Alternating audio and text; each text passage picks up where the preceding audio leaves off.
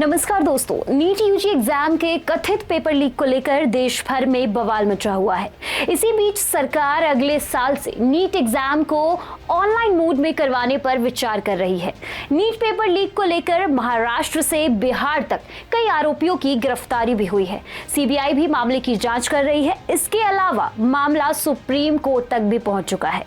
वर्तमान में NEET UG exam pen और पेपर मोड में करवाया जाता है। इस पेपर का फॉर्मेट एमसीक्यू वाला होता है, जिसमें छात्रों को आंसर चुनने के लिए ऑप्शंस दिए जाते हैं।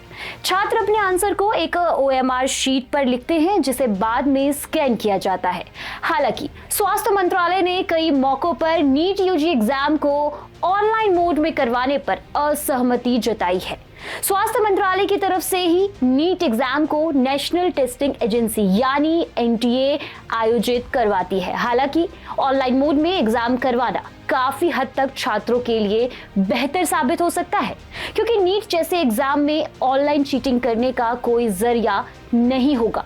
और जो ऑफलाइन मोड में एग्जाम होते थे, यानी एग्जाम से पहले जो क्वेश्चन पेपर्स आते थे और वो अलग अलग सेंटर्स में सर्कुलेट किए जाते थे, प्रिंट होते थे, और साथ ही जो वेंडर्स इन चीजों को पेपर लीक करने में उनका हाथ हुआ करता था या फिर शामिल हुआ करते थे। तो आप सोचिए, अगर ऑनलाइन एग्जाम मोड में ये एग्जाम होता है तो ये सारी चीजें बिल्कुल भी खत्म हो जानी है। यानी ये सारी चीजें अगर चांसेस भी होती हैं तो भी नहीं होंगी। तो ये बहुत एक बेहतर स्टेप हो सकता है सरकार का, अगर ये इसको लागू कर देते हैं। और खैर, अगर आपको बताएं तो ये अभी से नहीं, अगले साल से जब नीट का एग्जाम होगा तब इस पर विचार किया जा रहा है कि शायद ऑनलाइन मोड एग्जाम की तरह इसको करवाया जाए।